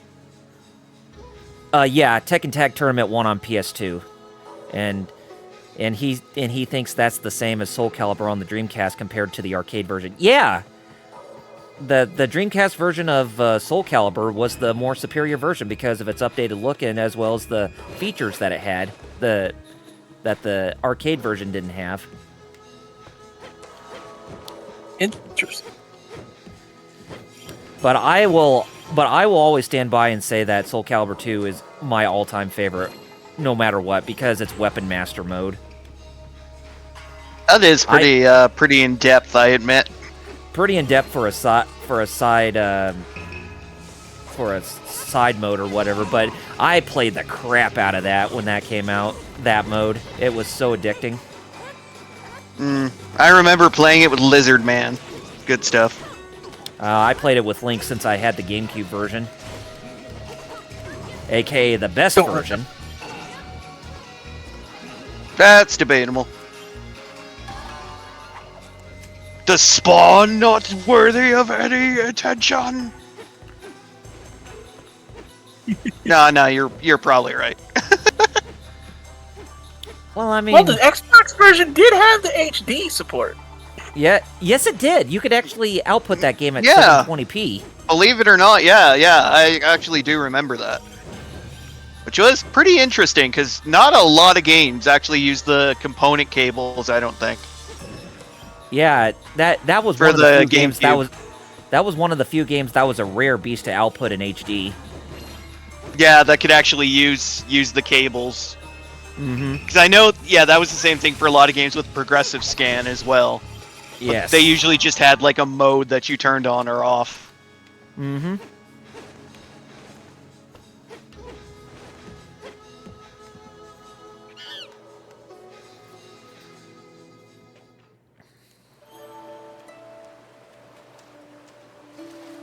Oh, Kisuke's back in the hot spring. またお主かまだあの方 You again? Now you've seen twice what I haven't even shown my lord. さては You must be stalking me. I'm trying to relax here. He calls her a windbag. Besides, how could I be stalking you when I was here first? That's a good point. He makes a compelling argument. Yeah, it's like, what if it's the other way around? What if you're actually stalking Kisuke instead?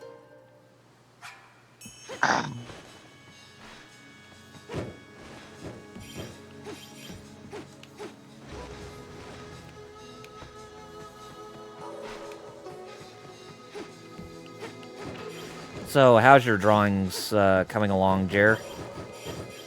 I keep doing the thing that I didn't want to do, which is wrong layer. Ah, damn it. It should have been done already, but I had to keep undoing a bunch of stuff and redoing it. Uh-huh. I wish it was like a dyslexia mode for this stuff, for layers.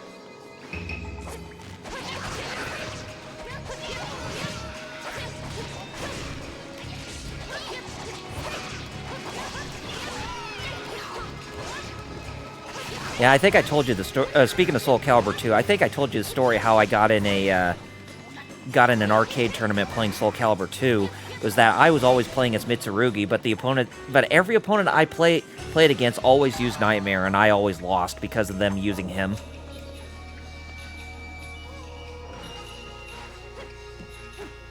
Nightmare.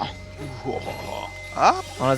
Honestly, I felt it was kind of dickish, because Nightmare is a powerful beast in that game.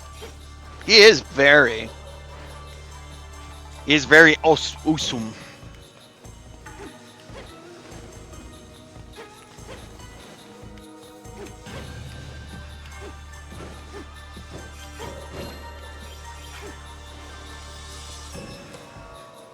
Lord Doom. She walks in on him and calls him a stalker. Yeah, that tracks.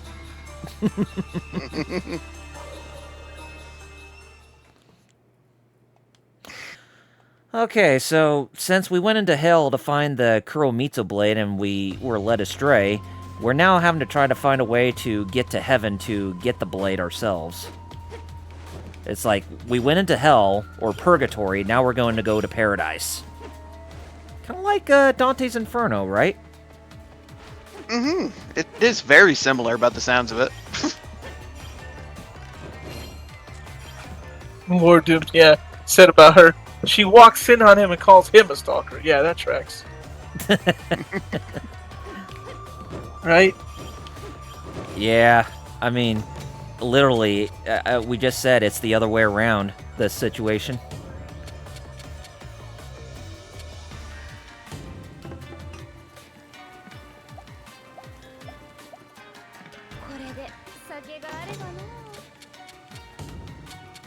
Let's see, do I have enough money to forge more swords? Or souls, rather. Yeah, I do. Better ones, too. Yeah.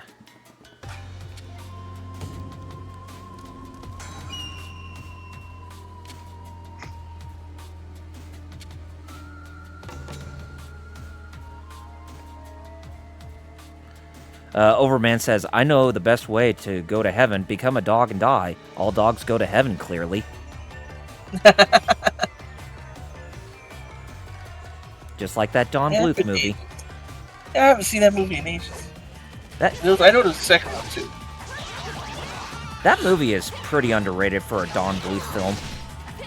Yeah? Maybe except for the big-lipped alligator in that movie, but still, it was still a good movie. The whole reason they even came up with that term, big-lipped alligator moment. Mm-hmm. Yes. It's on TV tropes as a trope. Sadly.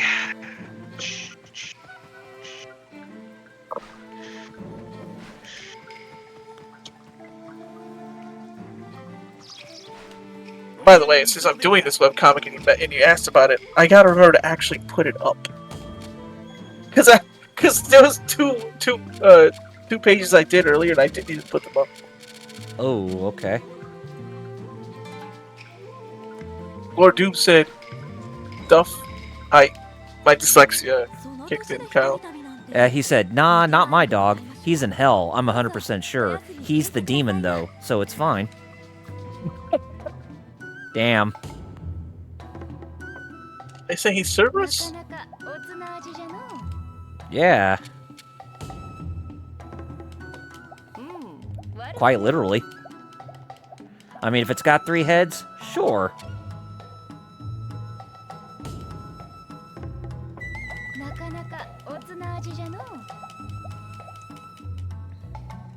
ここに置いておくぞ。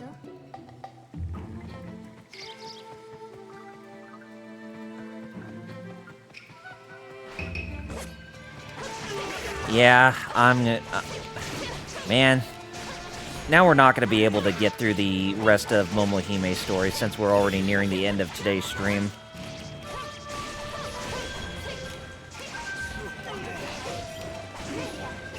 I guess the best thing I can do is make a separate save where I actually, you know, beat the game, and then I can make separate saves on, you know, right before the other endings for both Kisuke and Momohime, so that way we can see 5 endings the next time we play this. Or if you want me to keep going and getting through the rest of Momohime's tale, then I'll leave that up to you guys. Both you, Metal and Jerry. Mm-hmm.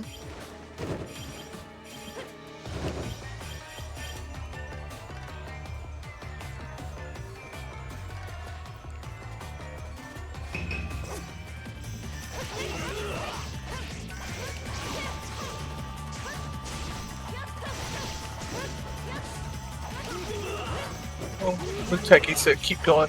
Man, I'm tired here, Muteki. I mean, I'm still gonna be in here, but my focus is getting more and more. I don't want a repeat of what happened during the Metroid Fusion stream from what Kaos brought up. Oh boy. Which I didn't even know that I literally triggered him and he wasn't even in the call. It was a thing. Yeah.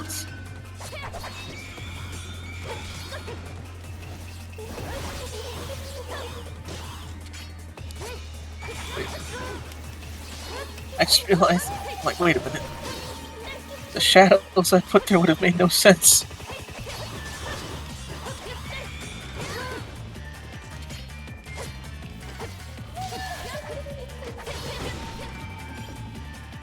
Lord, Overman says, I feel like I played with an arcade stick. Funny you bring that up. I used to play this with a classic controller, and you pretty much can play with an arcade stick. I don't think you used the right analog stick, do you? No, you don't use the right analog stick for anything.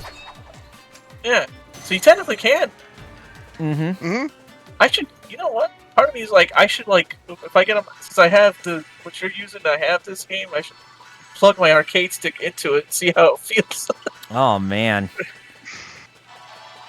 Yeah. If you could master it, I'd give you a bro fist for sure. That's why I kept my Quamba drone. Yeah. We played PS3, PS4, PS5, and PC. That's way too versatile to just let go. Yeah, I know I need to get a new arcade stick because my Hayabusa one has seen better days, let's just put it that way. I mean, even though it still functions, but I think I need one that can actually play on multiple consoles instead of just one console and PC, you know? Kind of like your Quamba stick. Yes. That's why, yep. I appreciate that. You know, have it being useful for so many things. Mm-hmm. Especially if you're going to put the money for it.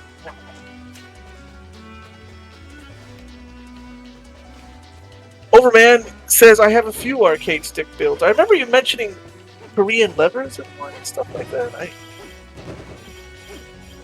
If you ever feel like showing off, Overman, I'd invite you to actually take pictures of your sticks and put them in the Discord. Either collectibles, yeah.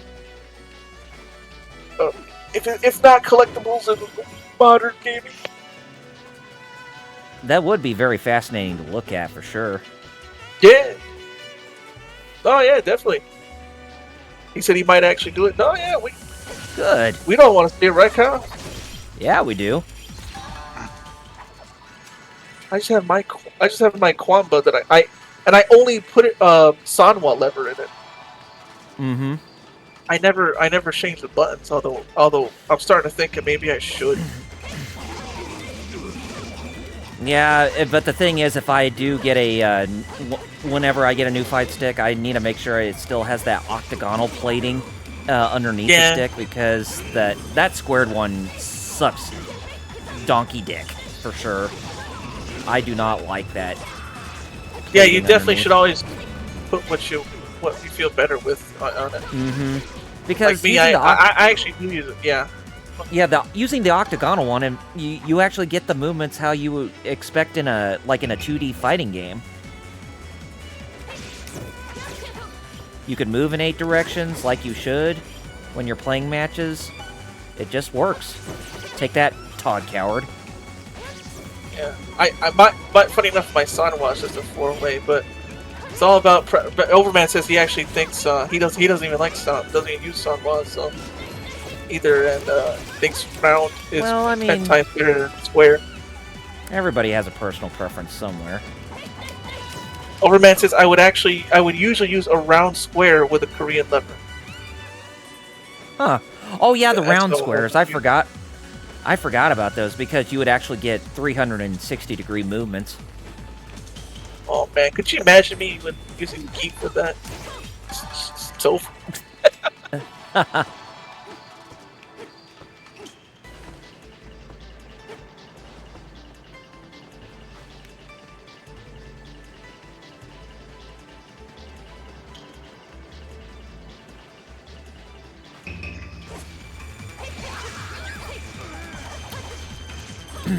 Or if you have any arcade 1-up machines, then they will allow you to mod them like that too, having those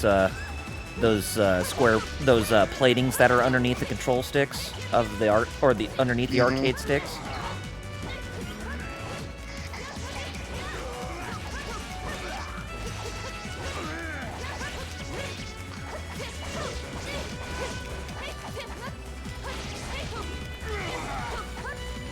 Muteki says, "Is Arcade 1-Up dead?"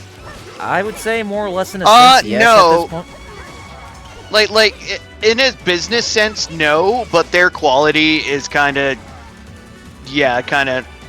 don't bother. Yeah. Unless you're ready to put the work in to put some extra weights in there, sure it up a bit, mod it with some what was it, Sawa parts and stuff. Uh-huh. Yeah.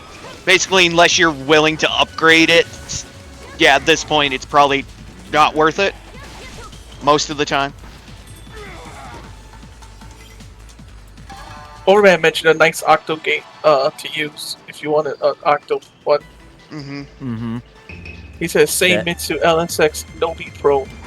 Oh, okay.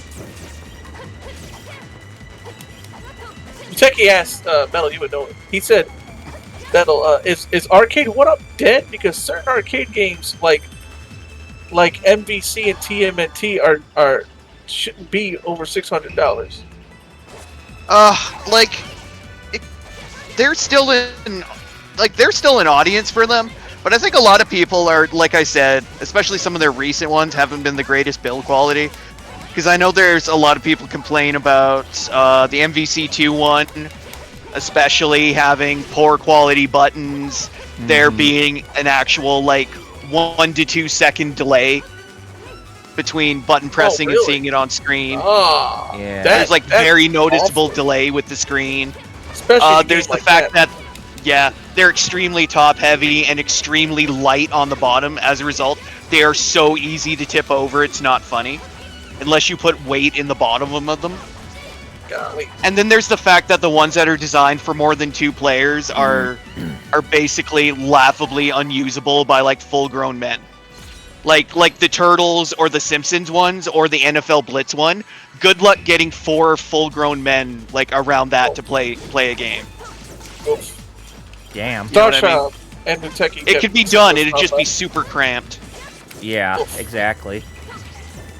Yeah, because I tried to play my Ninja Turtles arcade cab I got from 1-Up, which I got for $250 when it was around in my place because it was on clearance for that much. That was Nice. one of the first things too that I bought when I got the government stimulus check, the first round of it, when the pandemic was happening. Yeah, I remember. So I Yeah, got that this was back. one of the first things I got, and I remember my uncle and his son, my cousin, my youngest cousin. I was gonna say, and his son. So your cousin. Yes. So my youngest cousin, we tried playing it 3 players at once, and yeah, it was kind of cramped. The chat is saying something interesting about it. Star Child said, "1-ups aren't worth for what you're charging." Can you Like a lot of them are, yeah. delete? Yeah. Can you delete Yeah, Like that? for example, like the Yes. MVC2 one when they released it up here in Canada, which was only available I think at GameStops up here, and even then they were very like I they like had how it very says, small "Can you?" supply. I'm trying to delete it, and instead it's like, Yeah. instead, instead Actually, I I'm was kinda- given an option to promote it. Like, no, I'm trying to delete it. What? I know. Yeah, like I know the MVC2 one was like $800 here. Mhm. Well, Actually, you know, I'm gonna jump on Amazon Canada and have a look why? I wasn't trying what to go the to average Bobby, is. Like, The one I wanted to get was the Killer Instinct cabinet from Arcade 1-Up, but I don't think that's something I'm ever going to get anytime soon. Apparently, that's one of the better ones. But yeah, I'll just have to give me a sec here. I know MVC2 one like stung a lot of people because let's just say some people in the FGC were paid to promote it during free MVC2. Mm-hmm. but, So- no, but yeah. So, Star said they aren't Yeah. worth it. Overman said, if I want an arcade setup, I would go for something like the Quanba 2009. I don't like the cheap, overpriced IKEA crap from 1-Up. You know what? Yeah, okay. So here, so I'm looking at some on Amazon Canada right now. The Simpsons 4-player one, which I admit does look kind of cool, is $750. Well, Damn. The Time Crisis one is over 1,000. What is it? The Wheel of just 'cause of the light Fortune. I don't know. The Wheel of Fortune Casino Cade, because they also do like casino style games like this too. Is $700. Even the bar counter like style ones, like the smaller ones, like because they've got them for like NBA Jam, Mortal Kombat, Turtles, and stuff. Those ones are like $250, but those are like bar top style. But yeah, for the actual like 1-ups, yeah, like the cheapest one I see on here of like the full-on cabinets. For some reason, the Mortal Kombat ones are on for $99 right now. Damn. Yeah, that was like one of the very first arcade cabinet 1-ups. The Mortal Kombat ones. That and Street Fighter 2. Okay. This is specifically the 2 one, which I guess only has 2, 3, and Ultimate 3 on it. Interesting. yeah, it's funny. Much like talking about Mortal Kombat, Double R, and like not being that big of a fan. But I'll tell you one thing. One of my favorite character selectors is 3's character select. Oh, yeah? You guys suck. Okay. Alright. I just love Shao Kahn taunting the player constantly. Oh, I know. It makes me happy. Don't make me laugh. Then Now, he brought out his Triple H flip hammer. now, Jerry, I'd say this deity called Fujin Raijin, you could say that she's waifu material. Just look at her on the screen right now.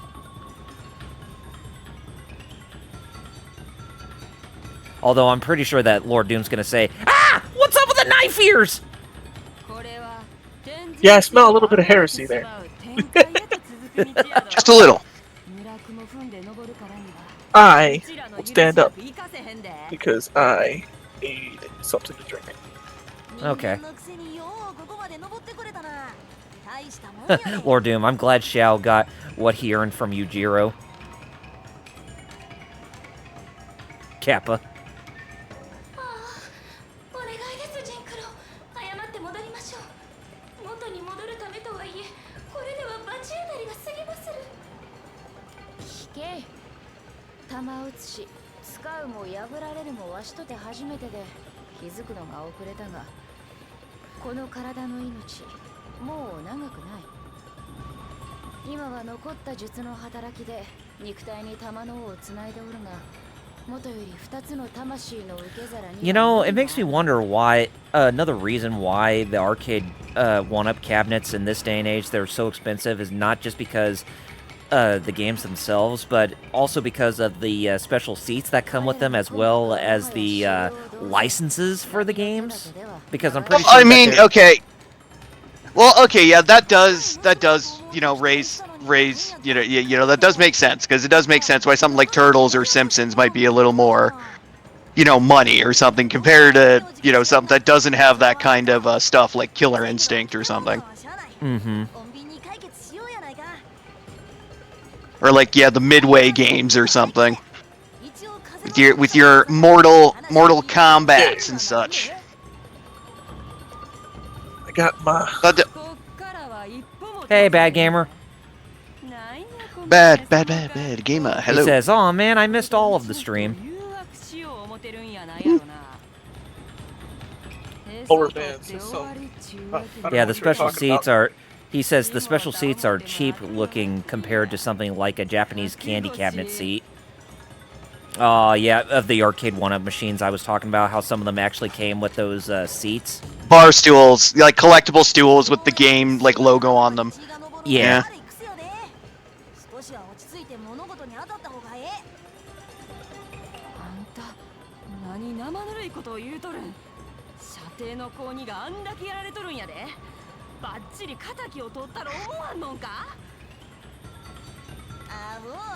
ワイが本気出したらこの辺りは大嵐やぞ。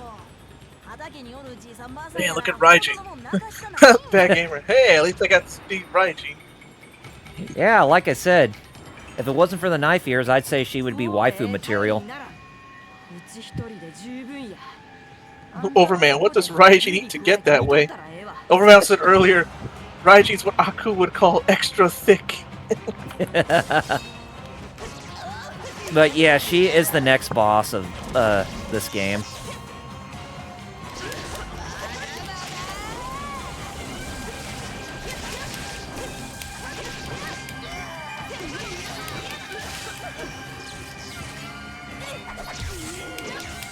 And yeah, just like the other later bosses of this game, she's kind of an ass.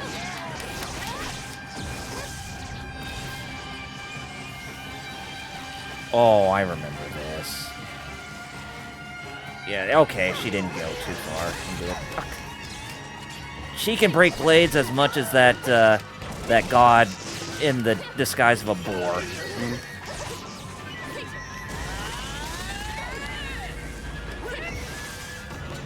Ugh, God, hate this boss already.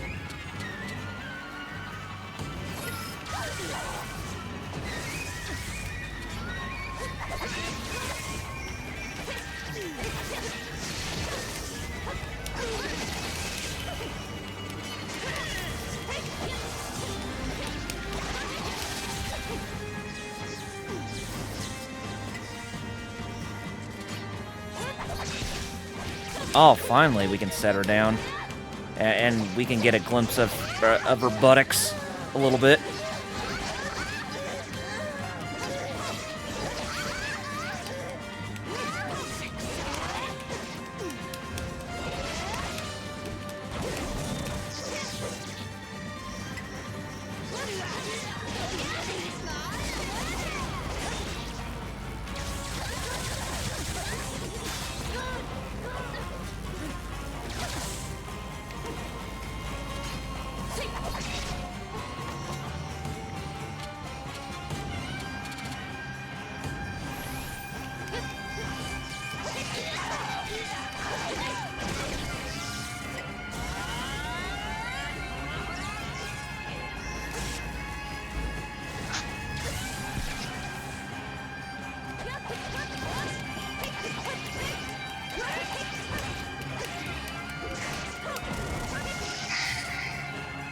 Man, Raiji's actually pretty cool with those attacks.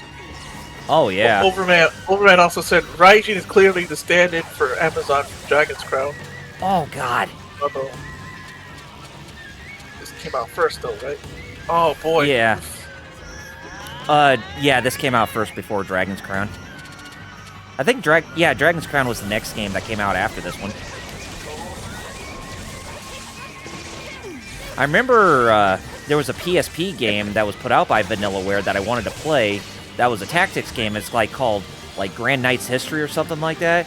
But and I think Xseed was going to localize it, but they ended up canceling the localization because of like not having enough resources for it or something like that.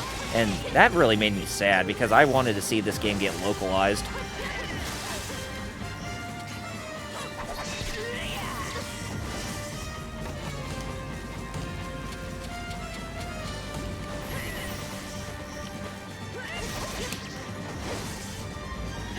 No worries.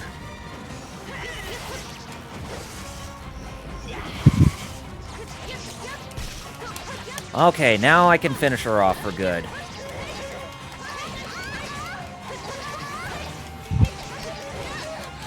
Bye-bye, Raijin.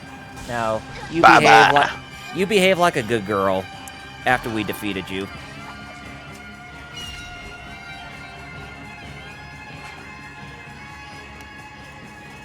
And we got the last blade to go to the last level, but then again, I'm not sure if we're going to be able to go through the rest of Momohime's story, since we're almost out of time for today's stream.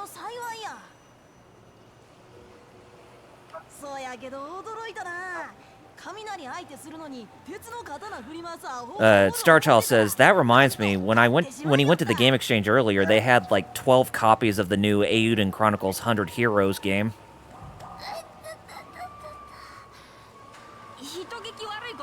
I wasn't muted earlier. Okay. Oh. Nah. I was gonna say milk this. You know, just say the next one's the finale, and everybody coming in. Yeah.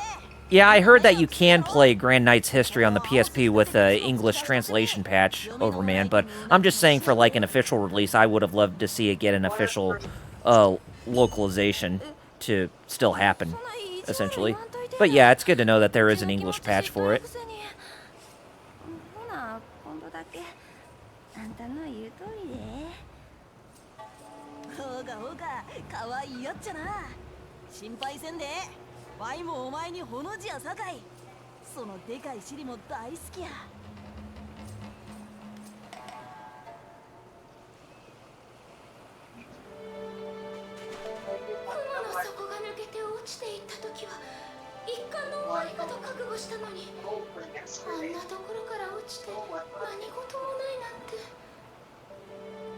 Yeah, I could see what you're talking about, Overman, because honestly, I do believe them releasing The Legend of Heroes Trails Through Daybreak 2 in early 2025 is kind of a risky move on their part. I mean, I get why they did that, because they want to lower the time frame in between the installments. But still, yeah, that is too early.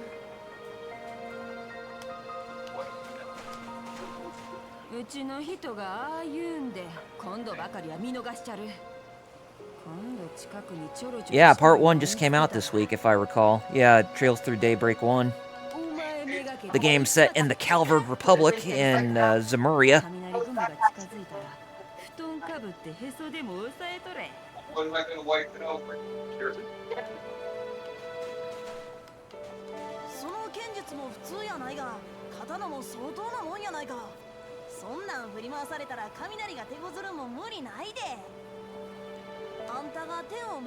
But yeah, I could see, Overman, why you say that both Xseed and NIS America are not very good localization companies, but for different reasons.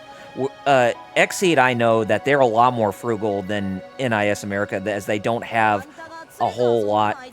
They don't have the resources to do a whole lot of games at once, unlike NIS, which is also NIS's big problem, is that they localize too many games at once.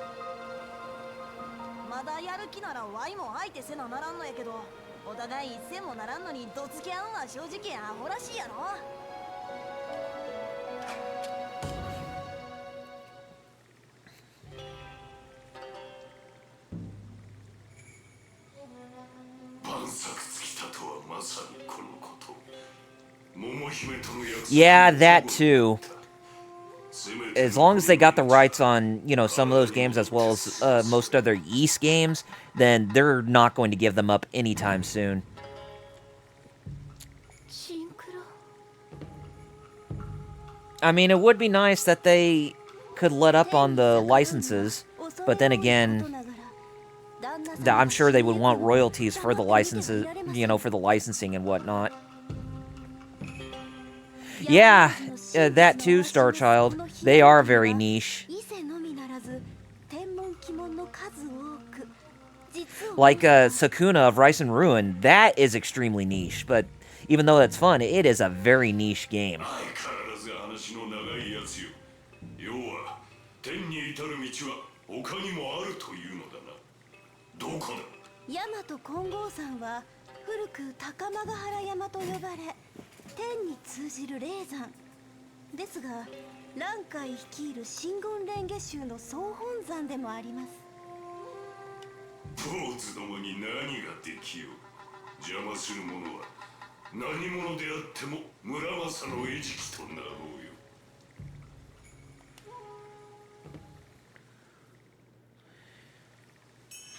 Okay, so... Radio silence. Son. Well, it is already 7 p.m. Eastern, your time, so I think we're going to go ahead and we're going to end things off right here. What do you say? Yeah. Remember, come for the finale. Later. Yeah, the finale, I would say, is going to be definitely next time, because I will work in between streams to get to the point where I have the save spots for, the final battles to get the second and third endings for Momohime and Kisuke, as well as us seeing Momohime's first ending next time. But, yeah. Next episode is definitely going to be the finale for sure. But I will let you guys know, and Jerry and Metal, I will also say this too, is that next Saturday I work from 12 p.m. to 8 p.m., so we're going to need to see if we can actually have the Geek Fighter stream early as, say, like this Thursday coming up, or if we want to take a break next week again, but I'm sure you don't want to take a break again after us just already coming off of a break. Yeah, we'll talk about it. But yeah. Yeah. That's a good idea, at least. Yeah. But yeah, definitely be on the look. Definitely keep an eye out on our Discord for more details once we have more information. But yeah, we're gonna talk about it. But other than that, I'd say it's time for us to get out of here. And Metal, I think it is your turn this time.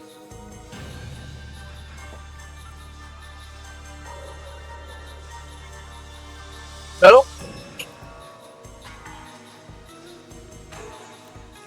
Corpse, you there? Mute, sorry. Oh, Oh, okay. I hit my mute button, sorry, I forgot I was still on. Oh. I started talking, anyways. Okay, easy one. My X is currently at Visible Ninja 00. I'm working on the other stuff, getting that ready and everything. But you can... Hold on a second. Jerry, first time chatters, Yeah. 2 of them. Yeah. Okay, sorry about that, Metal. Please continue. Anyways, like I said, just follow me on X at Visible Ninja 00. And that's it for me for now, but check out Hero Dash Club for all your hero news. Follow them across social media at Hero Club for Life. Ba-bum-bum. Jeez, so many of those bots showing up in our stream today for some reason. Don't know why. Yeah. But anyways, I don't know. But either way, you guys can find me on both YouTube and Twitch at Double RPG Reviews. YouTube's my bread and butter when it comes to content, whereas Twitch is secondary, as I stream on there mostly. Mainly stream the Nintendo Directs that happen, but I would like to get back to streaming at some point, but just don't know exactly when. And I know I should be working on my content again, but just don't know exactly when I'll get back to doing that. I would like to get motivated again and work on more content, not only for me, but also for the Geek Fighters YouTube page, but who knows, we'll have to see. But in the meantime, you can stay up to date through social media on both Facebook and Twitter, or X, at Double RPG Reviews. And that's it. Praise be Musk. Alright, well, check out the Discord, which Double R linked. Yep. Because we always make announcements there, and check out our Twitter all that. And my social media is Fighter Cows pretty much everywhere. FIGHTERXAOS. Twitter, Facebook, Instagram, TikTok. On Twitch as well. Twitch.tv/FighterCows. I stream Tuesdays and Fridays at 4 p.m. Eastern. Tuesdays is KOF 15, Fridays is Fake Red Order. And on my social media, I'll do webcomics and other stuff. Commissions. So if you want any of that, check out my other social media for that. Also, my throat got all weird. But yeah, that's it. All right. Well, be sure to tune in next time as we will witness the finale of this game and we'll view the rest of the endings as we go through them. But yeah, until next time, I'm Double RPG. Visible Ninja or Metal. I'm Fighter Cows.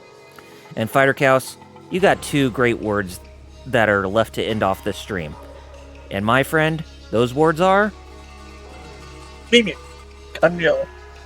Peace out. We'll see you next time, everybody. Laters.